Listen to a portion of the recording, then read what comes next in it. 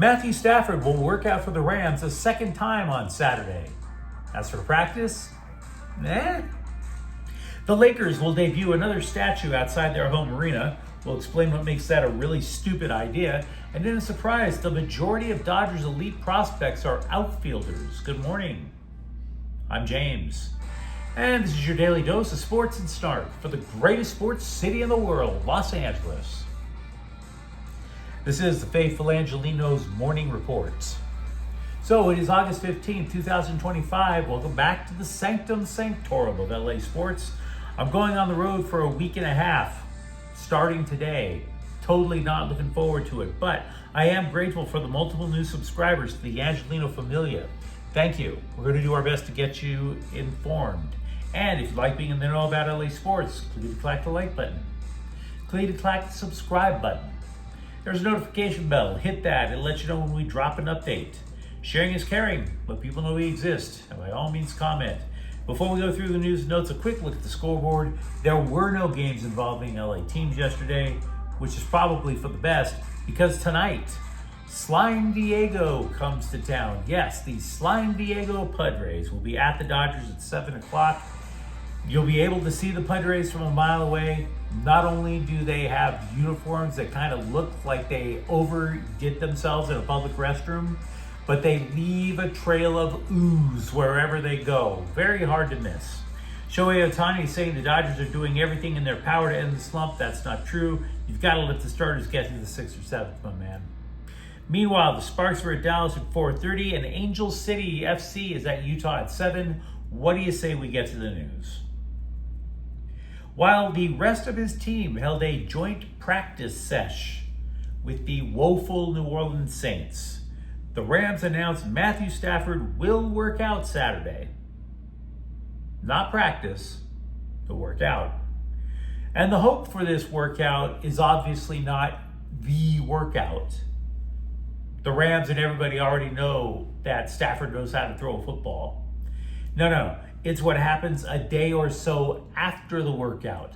That's what's going to be the news. Because you may recall Stafford a week ago threw almost 70 passes off to the side. Sean McVay announced to the world that his quarterback was ready to go. Then Monday came and everybody was like, where the hell is Matthew Stafford? And they had to find him in a hyperbaric chamber or an iron lung, whatever the hell that thing was supposed to be. And when McVay had to announce that Stafford wasn't practicing, he had to look like a man who wasn't just out over his skis. He looked like a man who was wearing skis to a bar mitzvah. It was not a good look for the Rams. It invited drama that they did not want. But you have to understand why the drama is there. To be clear, I think Matthew Stafford's playing at the start of the regular season. But the more I've studied the Rams for a season preview, which, by the way, will air later this month, it becomes extremely obvious that the Rams have pushed all of their chips in for a Super Bowl run right now. And it's doubtful Jimmy Garoppolo can get you there. Oh, he can get you a playoff berth, sure. The NFC West appears to be in a down year. But a Super Bowl run, that's for Stafford. Because the team was built specifically for him, for the type of ball that he wants to play. Now, if you're wondering how things went in the joint practice, multiple reports said the offense looked disjointed. The defensive front is kicking the hell out of the Saints, but that was to be expected. If there is anything at all to keep your eye on for what happened between the Rams and the Saints, it could be that David Quessenberry got his nod at the left tackle. The Rams have been checking all options possible to find a suitable fill-in for Alaric Jackson and his stubborn little blood clots. DJ Humphries is presumably still the front runner. There was one other thing that was kind of compelling. Sean McVay had to be pulled away from a Saints linebacker. See, the linebacker tackled Kyron Williams. And the rules of this joint practice was you were supposed to wrap up your opponent, not tackle him and stuff him in the turf. So McVay rushes the guy, but had to be restrained by Steve Avila. Now, McVay later said he and the linebacker hugged it out later, which is nice, because let's be honest, one of those two guys was wearing a helmet, and it wasn't Sean McVay. Pick battles you know you can win, coach. I've come to realize that it's not enough that bloggers and pundits manipulate the minds of Laker fans. We've talked about it literally ever since this channel debuted. All the gossip, all the rumors, an unending cycle of poo, turd-tacular rumors being foisted on us that we know are false. But the Lakers manipulate us too. This bothers the living hell out of me, because you have to have something based in reality. We deal with reality in this channel. We want to be firmly ensconced onto the ground beneath. But in this latest round of emotional exploitation, the Lakers announced that they would erect a statue to honor Pat Riley's contributions to the franchise. And here's how I know it was manipulative.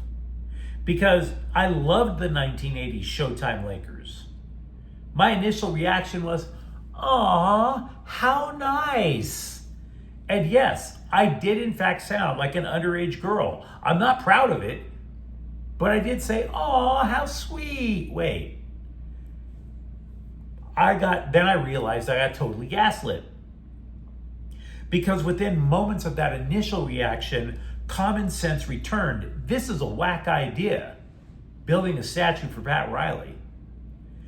Because as much as I love the Showtime era, again, this was a defining part of my teenage years, rushing home to watch Laker basketball.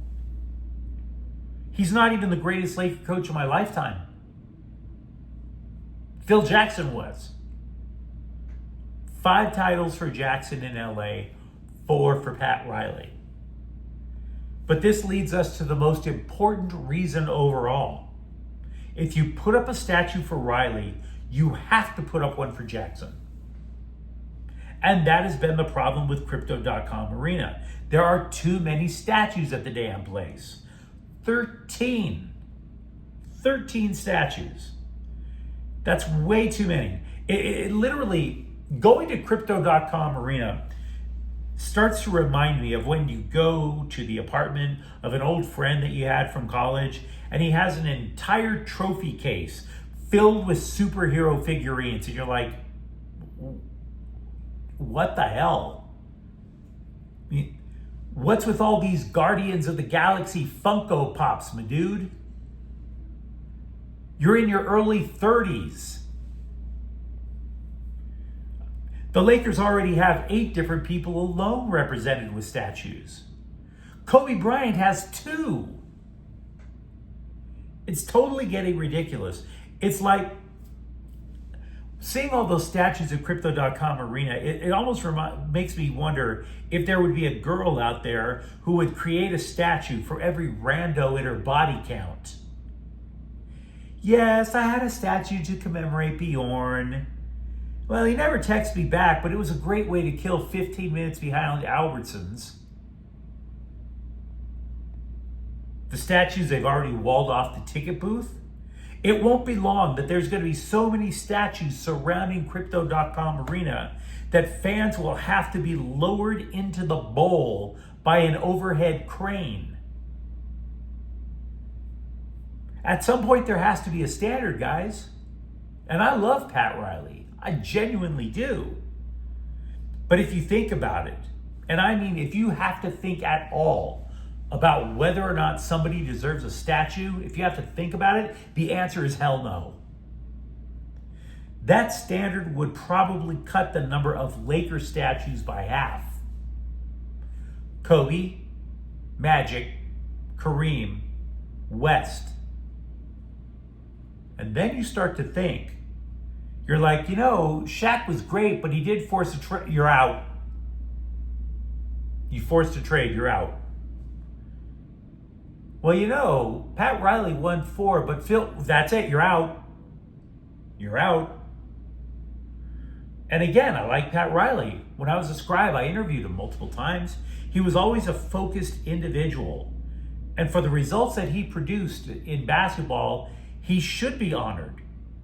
But if there's supposed to be a statue of this guy anywhere, it's supposed to be in Miami. Period.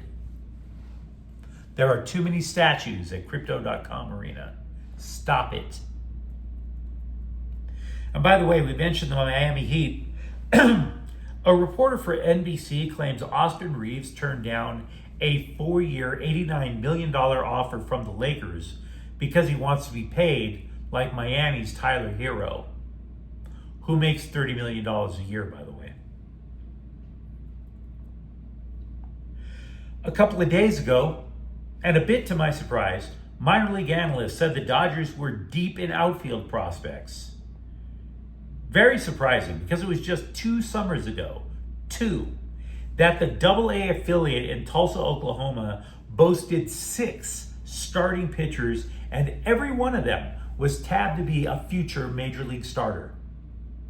Maybe not for the Dodgers, maybe they're not all all-stars, but all of them were supposed to get to the show. You'd figure the Dodgers with that track record would continue to produce elite pitching prospects.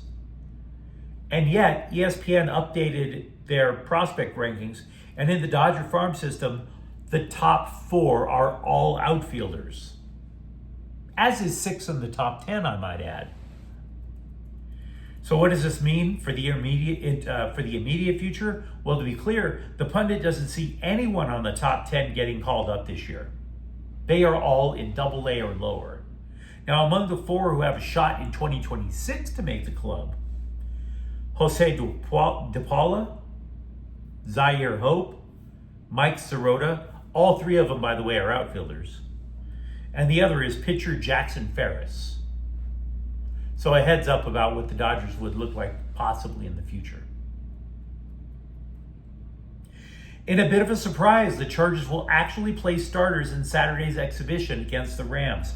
Justin Herbert said the idea was his. Quote, "In practice as a quarterback, you don't always get the true feeling of the pass rush, so I thought it would be helpful to go out there," unquote.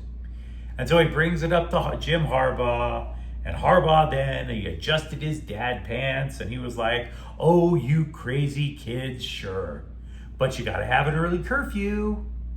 And what that means is the most Herbert and the boys are gonna get is 8 plays. Speaking of training camps and, not being able to hit people or whatever, they always say that players are champing at the bit to hit someone else because of the monotonous nature of training camp. And I've come to realize that football scribes are champing at the bit to write about anything that isn't a battle for a third-string quarterback gig. The Athletic ranked all college coaches, all of them. Now, if you're curious, USC's Lincoln Riley was in Tier 2 under a group called Proven Winners. And I do recognize that there are some USC fans who are going to disagree with that assessment, but so be it. By the way, Tier 1 is a tough nut to crack. It's for multi-time champions, and there's only 2. Meanwhile, UCLA's Deshaun Foster, he didn't even make the tier called Show Me Something Good This Season, or something like that. The dude landed in Tier 6, which is like one step above, you're about to get fired, dude. And I realize that's not particularly a nice place to be, but in a sense, it's fair. Guy's only had 1 season, and he finished under 500. But you let me know what you think in the comments thread. Are you optimistic at all about Matthew Stafford, or are you just basically going to drink heavily until he actually does practice? For that matter, does Crypto.com have too many statues? Spoiler alert, yes, but you tell me if I'm wrong. And if you enjoyed this update, don't forget to subscribe to Faithful Angelenos. We're talking LA sports every single day. Thank you for watching. I'm James, and we'll be back tomorrow. Faithful Angelenos is a Can Porta El Queso production. Take care.